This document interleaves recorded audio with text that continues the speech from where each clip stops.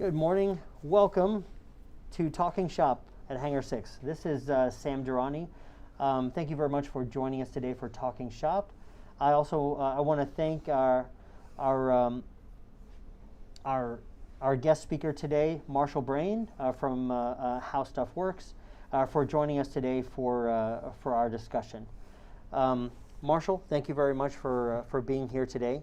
We really appreciate you taking the time coming out and to kind of discuss the future of entrepreneurship and where you see it going in the near future.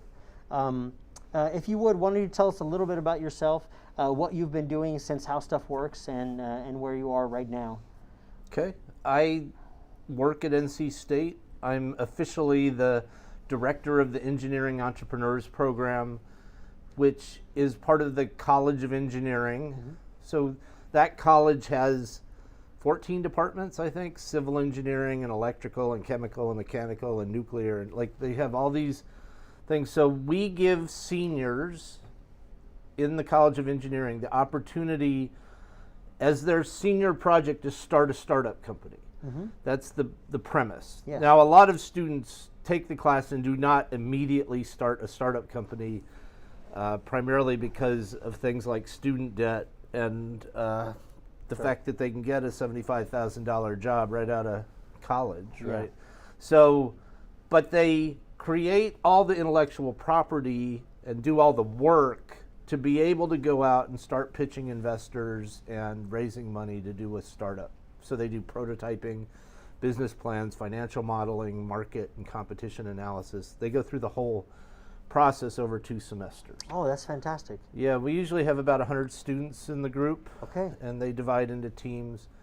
And then I think the coolest part of the class is they have a blank sheet of paper when they form their team, and then they could literally do any idea that the faculty will approve. Yes. So like one of the, if you look at some of the hilarious ones, like one, they do rapidly aging of whiskey. So like a normal whiskey, right? You would take essentially moonshine or white liquor and you'd put it in a barrel for 1 or 2 or 8 years, however long you're going to age it. Yeah. And the barrel turns it the color and gives it the flavor. Yeah. So they can do that. I think I might have met those guys. Really? Yeah, I think we might have talked in a few months ago. Yeah. Yeah, Ava is the name of the company. Yeah. And so their startup, their project in the class was, we're going to do this in 2 weeks, not in 2 years. Yeah. And they've actually gotten, they came out of the class, they started their thing, they've gotten some traction, and it's, but that's just such a, it's literally a blank sheet of paper. Yeah. So that, you might have heard of the company that started out making fingernail polish that could detect date rape drugs. Right. That was Undercover Colors. Yeah. That was what they did with their blank sheet of paper. We've had people work on projects having to do with bra fitting and electric cars, and I mean we could spend the whole show just talking about funny projects. Yeah, that's fascinating to me. Yeah. So it's really great to see that kind of support for the students. Yeah. For this program. That's fantastic. Do you can you kind of give me a percentage of how many students end up kind of following that project and creating a business around it? Right.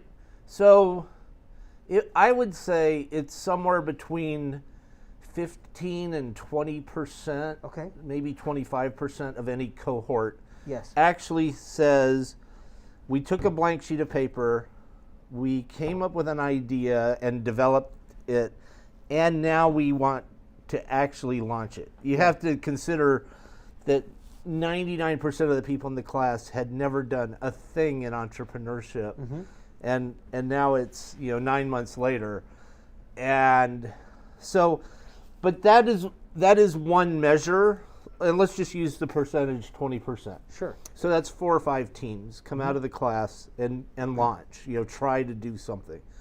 But then there's another percentage of the class that never would have considered working for a startup company. Like that would have not ever been on their radar, because most people go to Big Corp Yeah. And there's good reasons for that, right? Yes. So, but now Startup Land is on their radar, and so they come out of the class and they go to a much smaller company than they might have formerly chosen, just because they've been exposed to the culture Yes. and the mindset and everything. So that's another measure. And then there are the people who graduate, go 3 or 5 years down the line, and then, since they know how to do it, then they start thinking startup ideas. Yes. And I, yeah, I got an email a couple of weeks ago. Hey, I graduated 5 years ago. Now I'm ready to do my startup. Okay. Can you send me some stuff? Okay.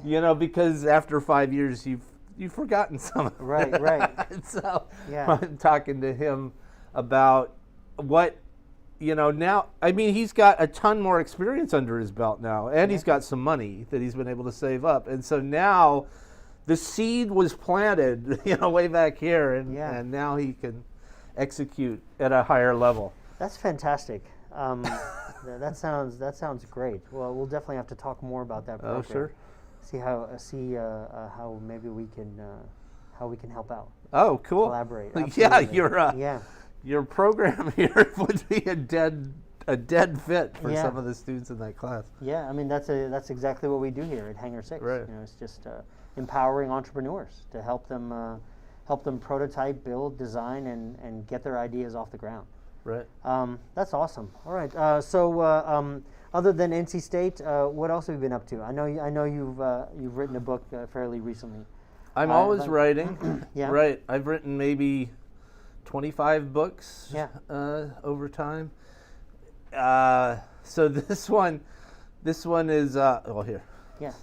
This is the Doomsday book. Right, It yeah. is 25 existential threats to humanity. Yes. And then the science behind them, and then what might we do if we were a rational species? Like, what steps might we take Yes. to mitigate or to prevent? Or so that is both. That was a tremendously fun project, but also when you load all 25 into your head Yeah. at a deep level, Yeah.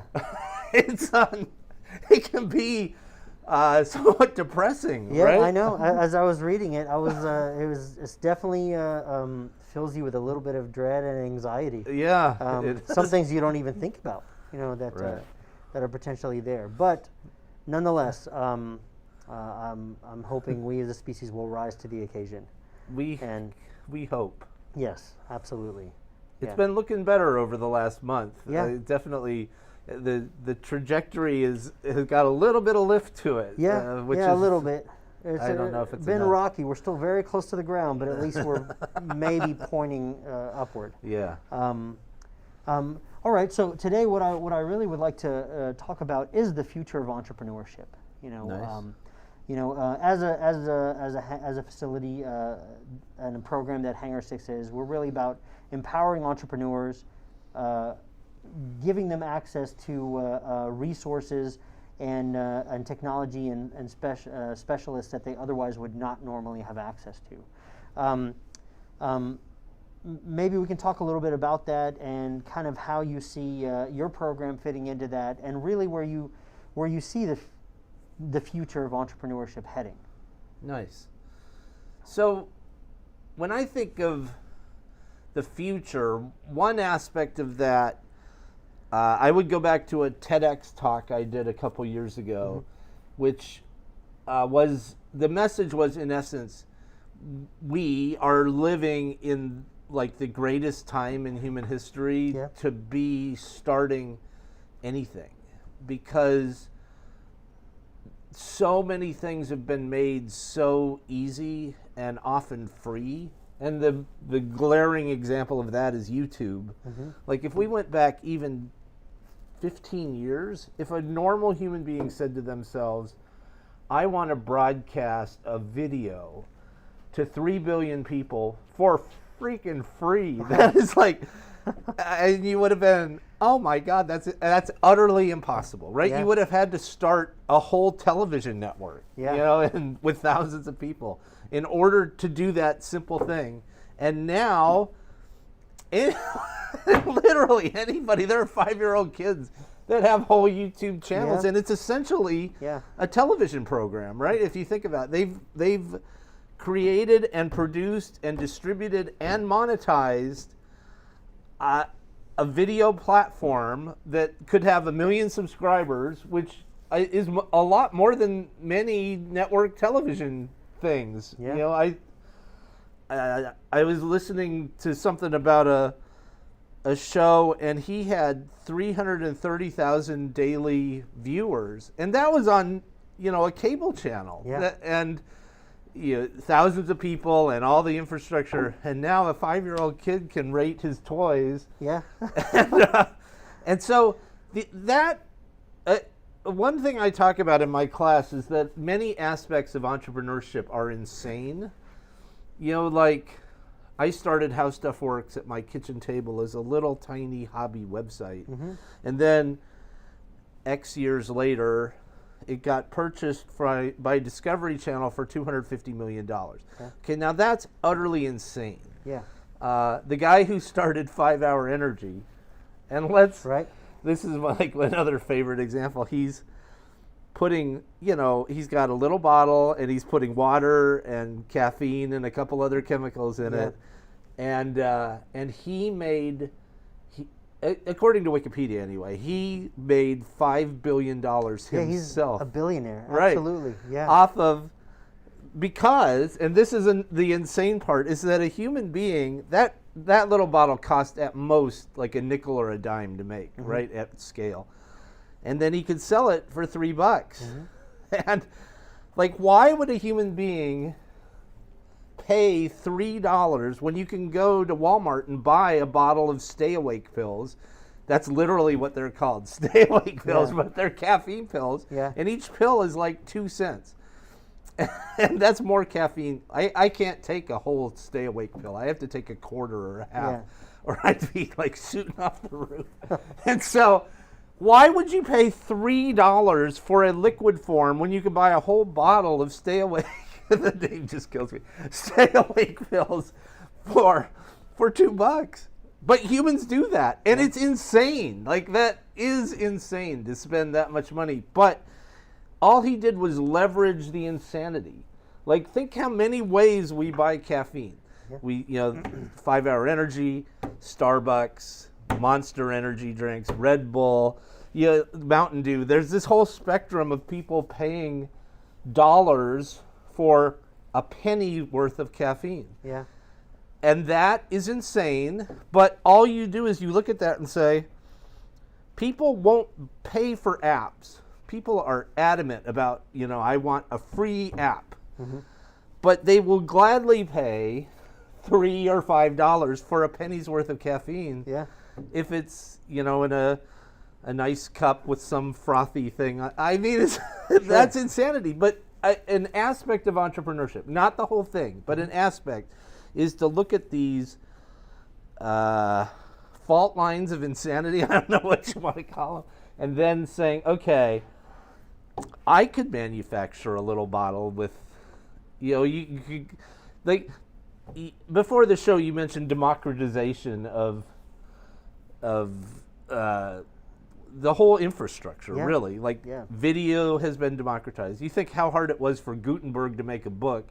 Now, for $5 a month, I can broadcast to the whole freaking planet with my text, whatever I want. That's insane. It's so easy. I can do a Kickstarter campaign. I can publish a Kindle book. I can start a website, a Twitter feed.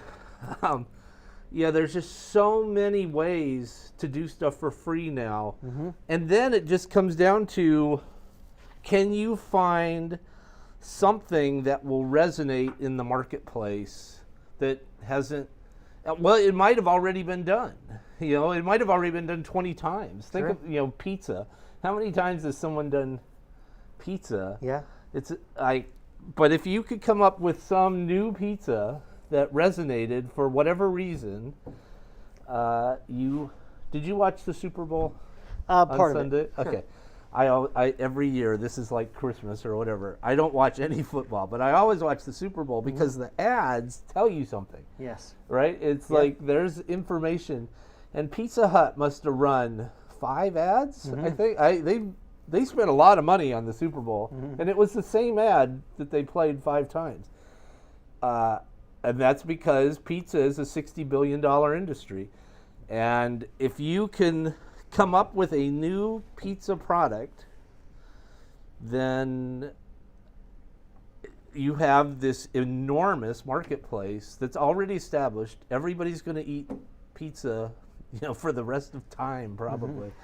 And your job as an entrepreneur is to think about that space. What could I introduce that would get traction?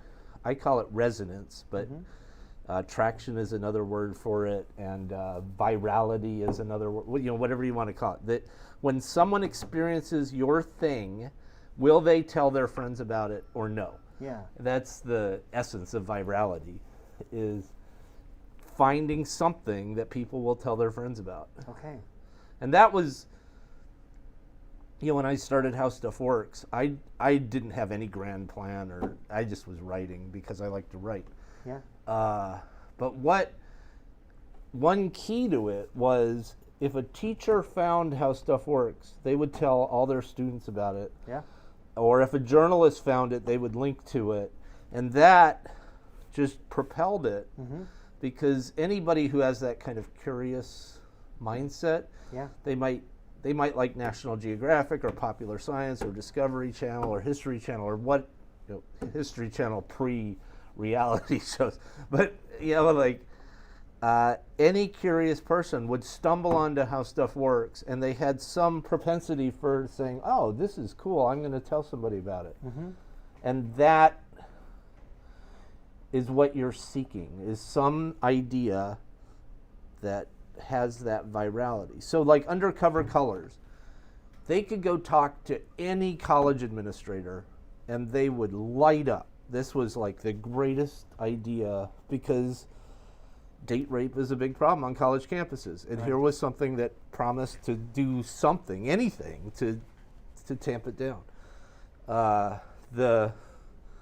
The guys who are rapidly aging whiskey, if you want to start a whiskey company, you don't want to support a warehouse full of hundreds or thousands of barrels that are just going to sit there for 2 years. Like, why?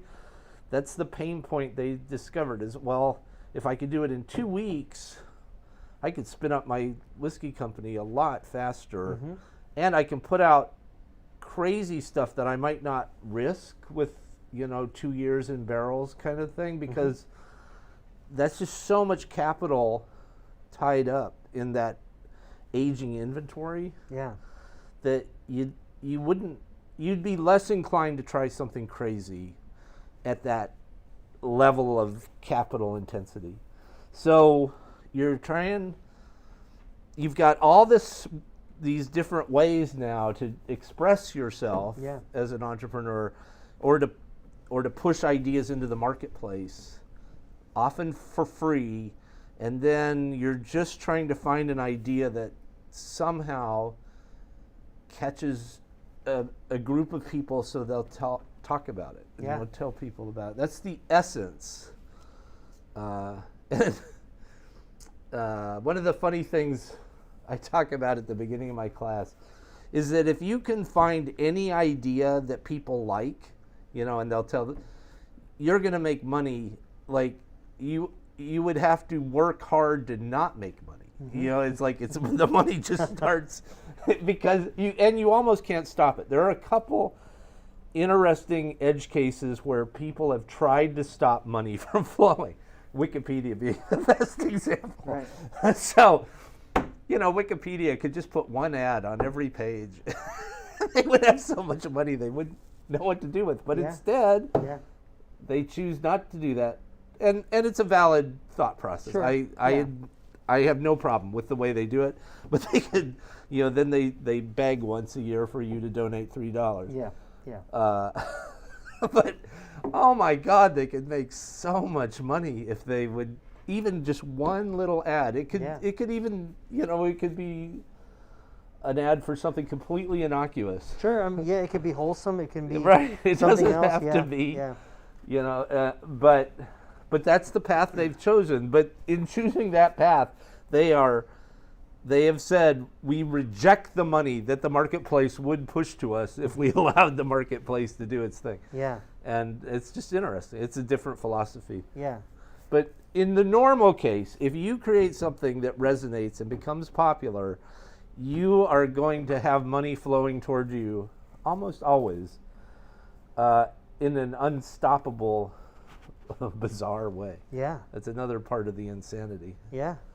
Yeah. So if all these resources are readily available now to most people, where's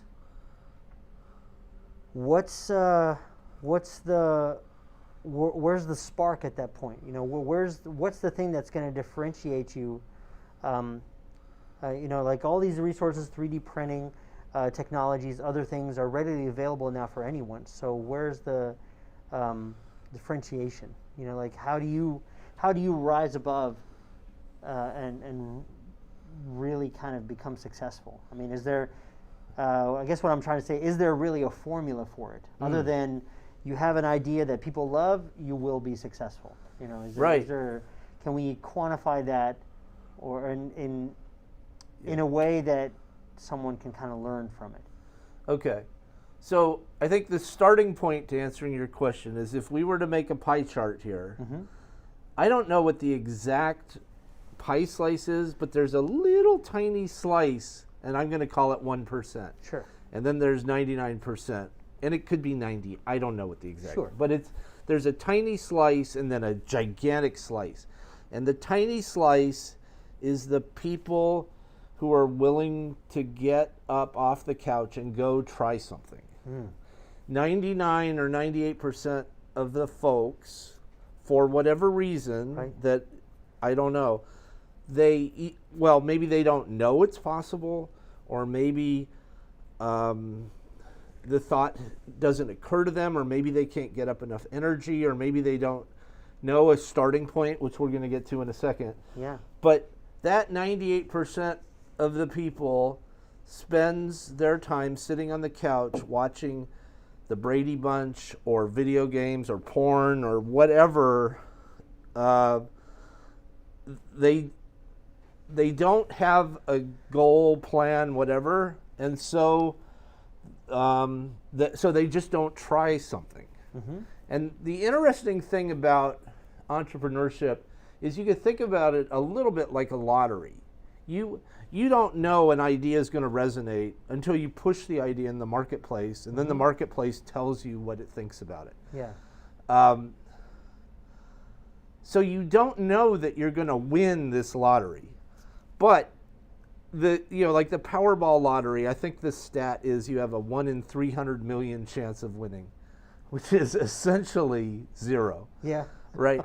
But there's the common stat in entrepreneur land is 9 out of 10 businesses fail. Well, that means 1 out of 10 businesses actually work. Yes. Yeah. And 1 out of 10 is way, way better than 1 out of 300 million. Yeah. And, and I have personally watched a tiny bullshit website go to a $250 million sale in a finite amount of time. And it was a hell of a lot of fun. Like, not every second of it was fun, but there was a lot of fun to be had in that process.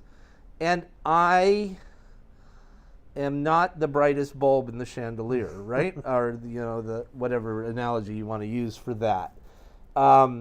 So a lot of it is shots on goal.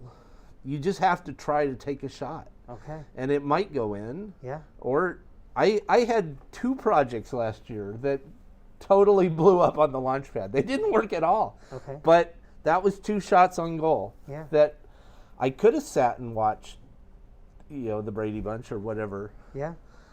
But instead I invested some amount of time in something that failed because it might not have failed.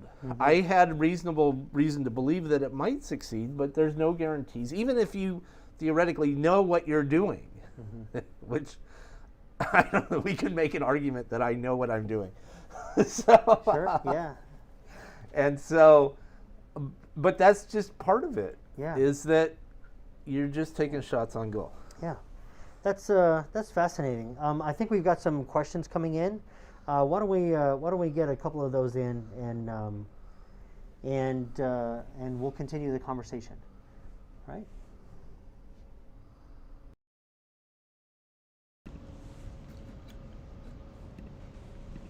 Alrighty, let me refresh Twitter.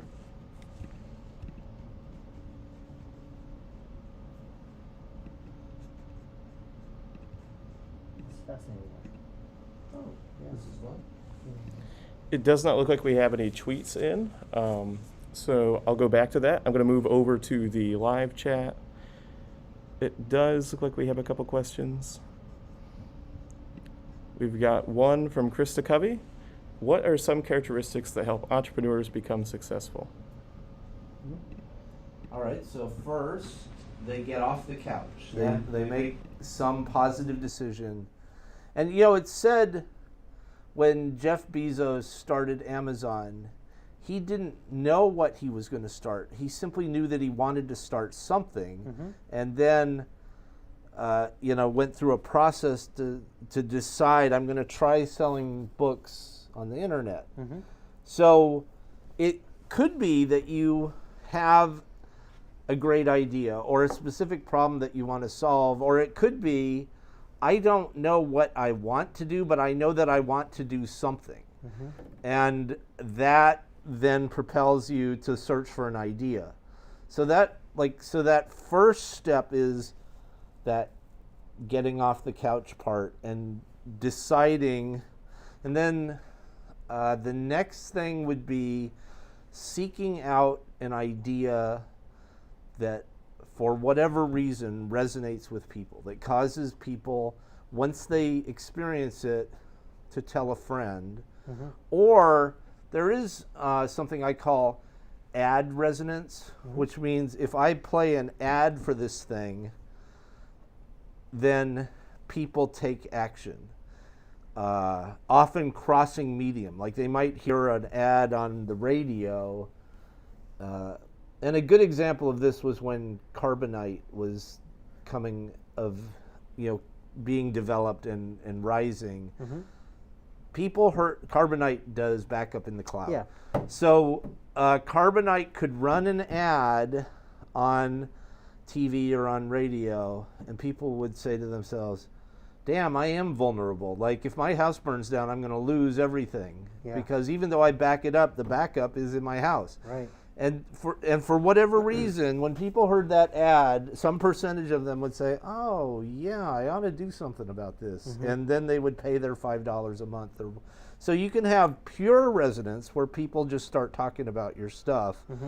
Or you can have ad resonance where you put an ad out and people actually take action. They do something because you found a pain point that, that resonates with people once they hear about it. Yeah. Now, I would not ever go tell a friend about Carbonite necessarily, but so it had ad resonance without.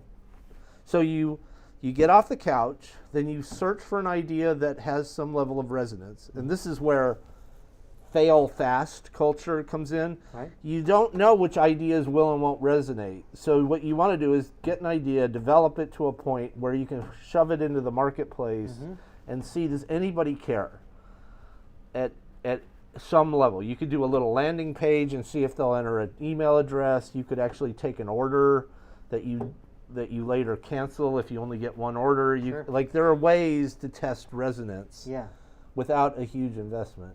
And then once you've found an idea, then it kind of I don't know what the right word, it splits off. So like How Stuff Works didn't need money to, outside investor money to get started or to grow to a certain level. We took in investor dollars, but we didn't need it because, and this is true of a lot of SaaS companies, software as a service, SaaS companies. It's not a huge investment if you're a software developer. You just write the code, you put it out there. If people like it, they pay you $5 or $10 or $20 a month, and you don't necessarily need money. But sometimes, like if you're going to do a physical product, you have to make inventory and warehouse stuff and set up an assembly line. You have some fixed costs to make that product, and you need investor dollars in order for this thing to happen. Or you need investor dollars because you want to run a giant marketing campaign. Yeah. So you might be able to just grow organically, or you might want to have investor dollars, and you kind of make that decision. Okay. But I think the keys are getting in motion and then finding something that has some amount of virality or resonance with people. All right. That's something that we actually push here pretty often. It's the fail often, fail fast. Right. You just want to keep throwing things and seeing what sticks. But it does seem like personality trait of a successful entrepreneur is that they're paying attention. They're actually looking to see where the pinch points are, where the problems are, and working toward solving those things. Right. Yeah. Well, and the hard part about that, a lot of times, is that stuff becomes so part of the landscape that you can't actually see it until someone makes it glaringly obvious that you missed it. Uber's the classic example of that. Like, who knew that there were so many people who hated the normal taxi experience? Right. And if you could just improve it, you would have this, this amazing resonance.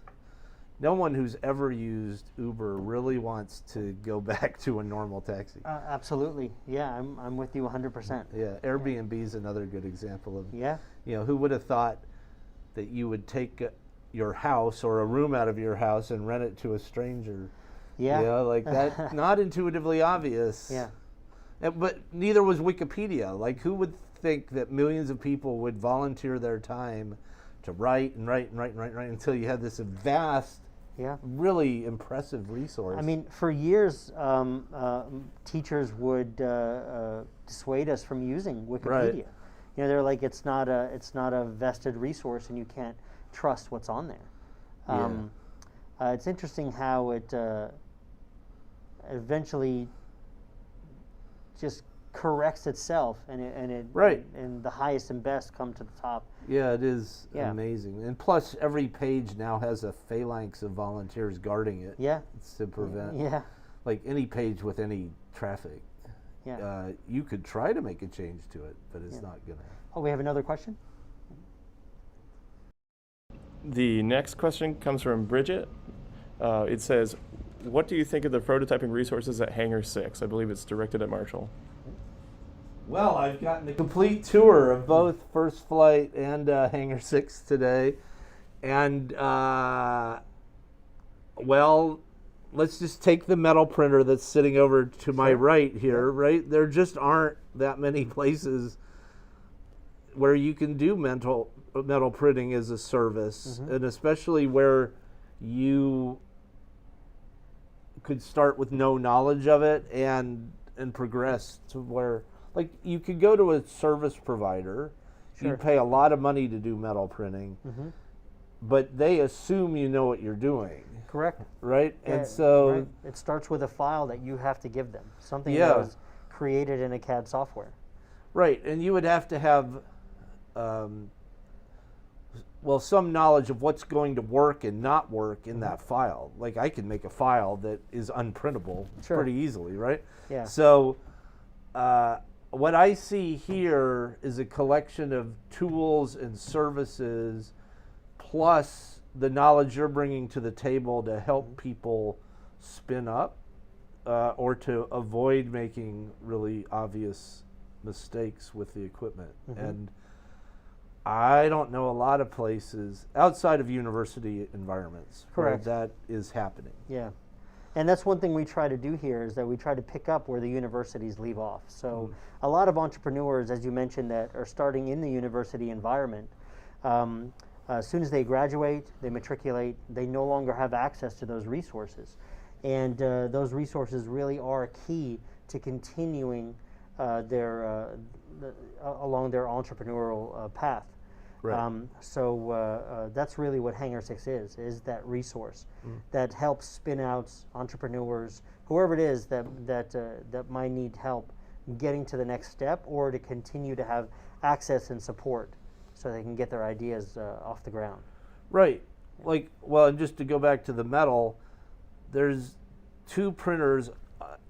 NC State's a huge, enormous campus, and as far as I know, there's only 2 printers that'll print metal, and you can't touch them. Like, Correct. Yeah, you know, I've toured them. I've seen them. Yeah. A while back, but you're right. Nobody has access to them. Right.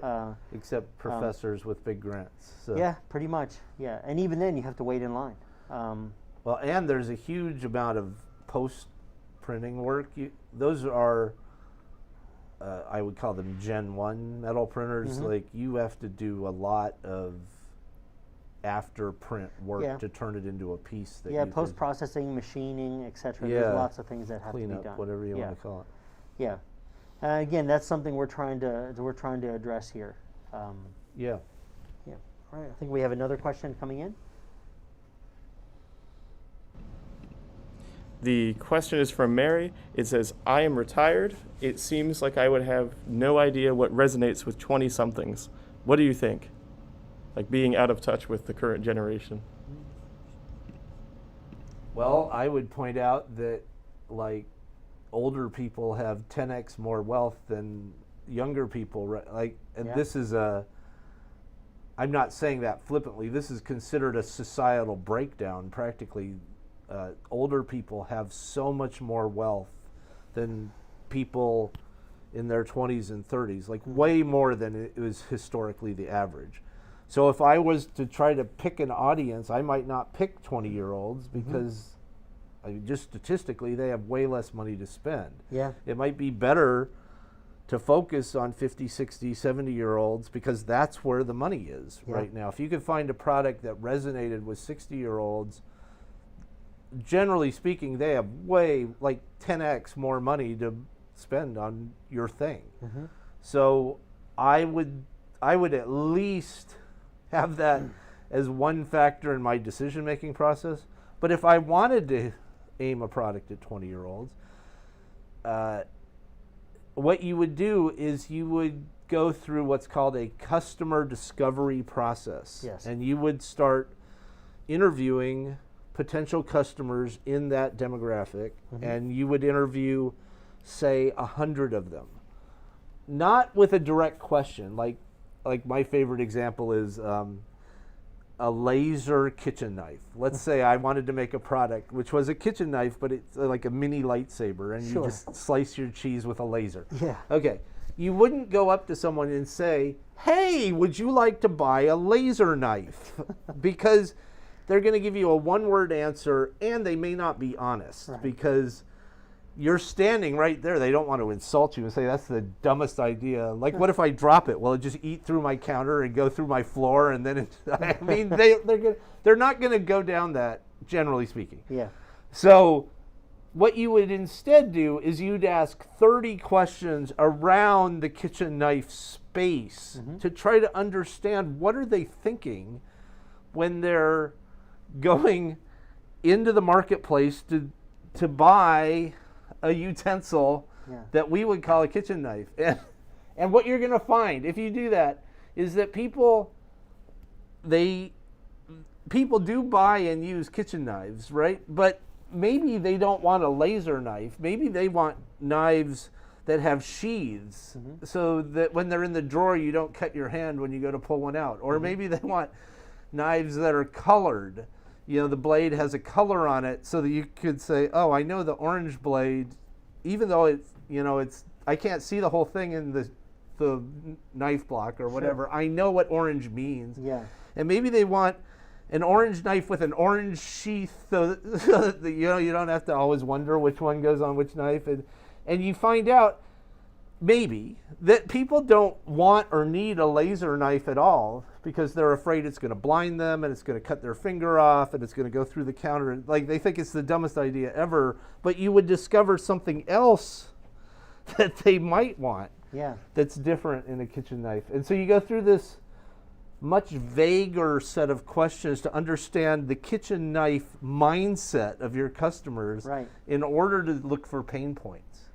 All right. So that would be, like, if I were trying to understand what 20-year-olds are thinking, I would interview 100 20-year-olds and figure out like, what are they thinking? Yeah. And that would both be educational and entertaining, Yeah. because you would learn stuff you had never thought of. Like, Right. That's fascinating. So basically, don't just create a product. Go find your market first, find the need, and then meet that need. that's the fail fast idea. You Yeah. can often very inexpensively discover if anyone cares or not. Yes. Well, and the classic example in the infomercial space is they'll come up with a product idea, they'll make one of it, they'll try running their infomercial, and then they'll just see how many orders do I get for this thing I haven't even started producing. And when they run the ad, they'll say, shipping time is 30 days or whatever, because Sure. they don't even have the thing. Right. They're just like, if I run these ads for 2 weeks, do I get enough orders for this to make sense or not? And if Yeah. it doesn't make sense, then they just refund everybody's money, and that's the end of it. Yeah. That is testing the marketplace. You can do that on the internet. You create a landing page, and you run Google ads to pour some traffic into your landing page, and then you see, does anybody give you, they might give you an email address, they might give you a credit card number, whatever their, your thing is. And lots of companies have, like Cars.com, that's how they got started. They just had a form and nothing behind it except the person. And so they just wanted to see, will anybody fill out this form and say they want to buy a car online? Yeah. Well, that was kind of the first example of a landing page like that. But then once they've figured out that people would do it, then you start building your whole back end to actually process that form. But for a while, they could just have a human being read the form, and go buy a car and deliver it to the person. Sure. Like, it doesn't have to be $2 million of investment to test an idea for resonance. That's very fascinating. Yeah. And since you have this 3D thing, there's a company in Durham, has been a company in Durham called DOR, D-O-R. And their first thing was, we just want to get to 100 customers. And then we're going to use that as a proof point to investors to raise money. Okay. And so their first 100 things, they were all 3D printed, with custom PC boards. There was a funny story the CEO told that, like, the first versions of it, the batteries only lasted like 2 weeks. They wanted to have 2-year battery life, but they just hadn't figured it out yet. So then they would just show up at the customer every couple of weeks to say, oh, hi, we just wanted to see how you're doing, and then surreptitiously, pop new batteries in the thing, Yeah. because they knew it only lasted. But it's okay, because you're just trying to prove, will anybody buy this thing? And Right, that right. was an inexpensive way. You just 3D print a case, you stuff a circuit board in it, a couple AA batteries, and literally, you just stickied it onto the wall. That's Right. their product. And boom, you find out, can I get 100 customers or not? And if I can't, then that tells me this, either I have to tweak this idea into something that resonates, or I just need to kill this idea because no one cares. For whatever reason. We don't know why. A lot of times we don't know what Yeah. it is.